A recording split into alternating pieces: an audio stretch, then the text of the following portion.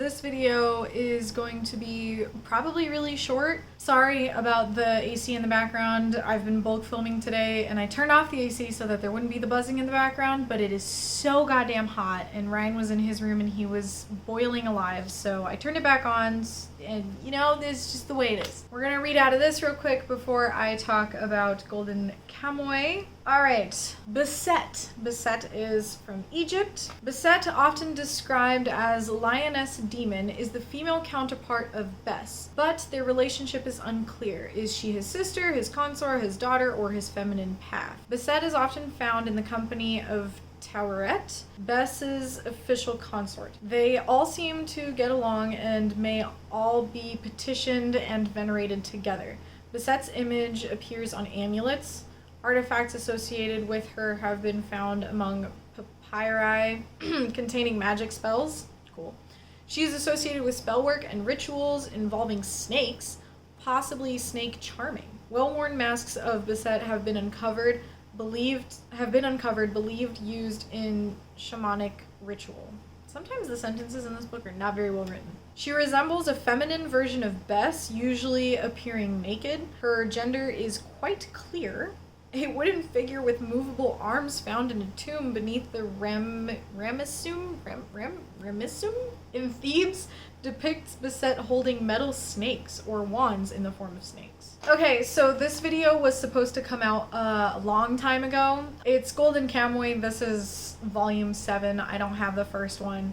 But basically, Ryan made me watch the first episode of Golden Kamuy in anime form, and I kind of reacted to it. We tried recording it, we were watching it on the TV and recording our reactions, but it was awful. It was awful because, I don't have microphones or anything that only pick up the sound of us, and we didn't have, it's on our TV. When we were talking, you could hear the TV. It was a nightmare. Anyways, point is, I'm just going to say the things that I remember reacting to and that stuff. So this will be spoilers for the first episode, which isn't really enormous or anything, and spoilers for the first chapter of the manga.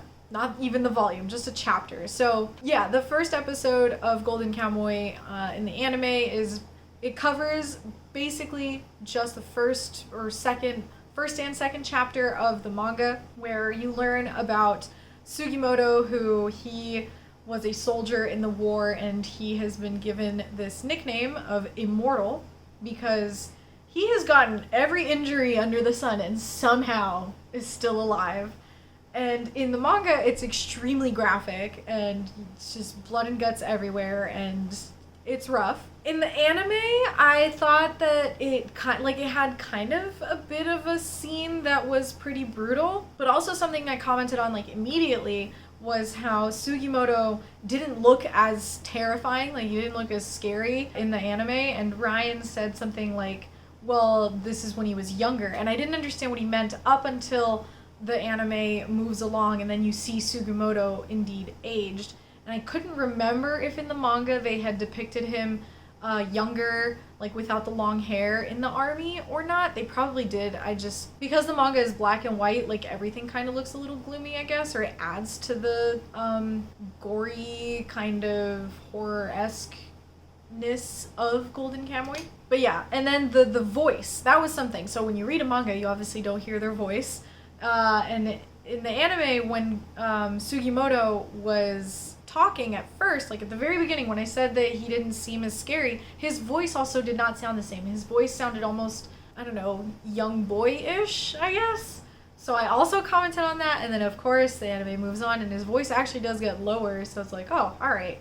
Okay, this is a little more of what I imagine Sugimoto to move and sound and kind of be like. So then after that whole war thing, after that intro, you get the main story of what Golden Kamuy is, which is Sugimoto is looking for gold because his friend passed away and has left his wife and children, and Sugimoto knew the wife and children, and he loved her, I think, and now he just kind of wants to do right by her and get her some gold because she also is losing her eyesight, and I guess during that time a blind widowed wife with children is not exactly the best situation you want to be in. So he's looking for gold, and he's talking with this old man, and this old man tells him a story.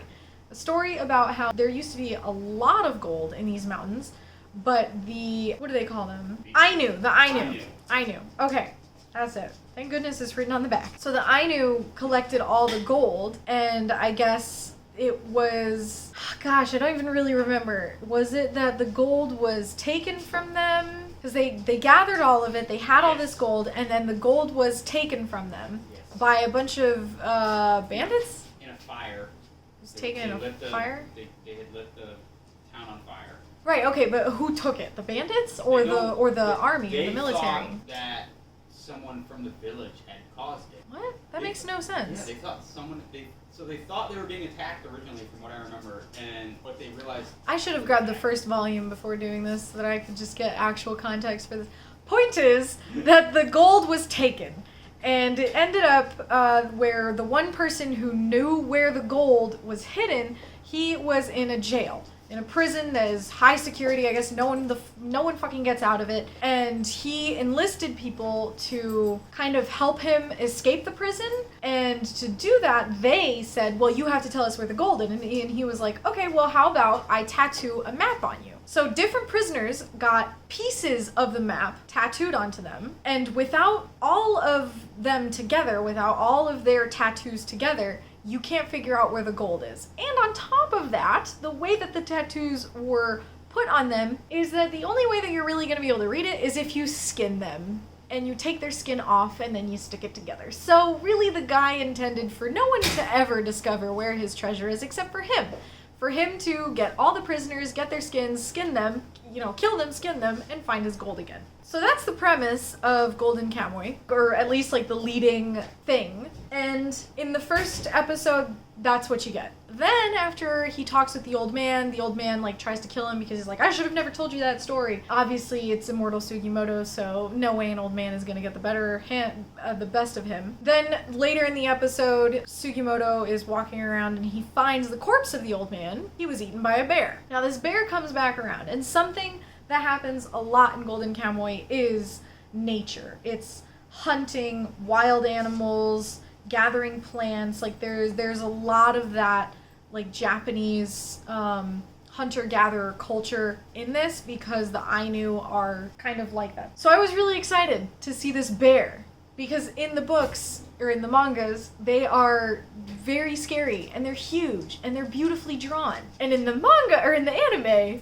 the bear pops up and I looked at it. I was like, what the fuck is that? It was so bad. It was a CGI'd bear, but like, it was almost like if a 3-year-old had colored it on a paper with colored pencil and then they just animated that. It looked awful, which is funny because then Ryan was like, yeah, the bear is pretty bad because it's got that stupid CGI animation on it to try and make it look more realistic. But then you get something like the fucking fire, which is animated to all hell to make it look almost exactly like real fire.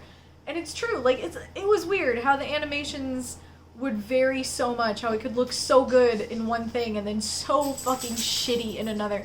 And another thing, the bear, when it roared, didn't even fucking sound like a roar. It was so bad.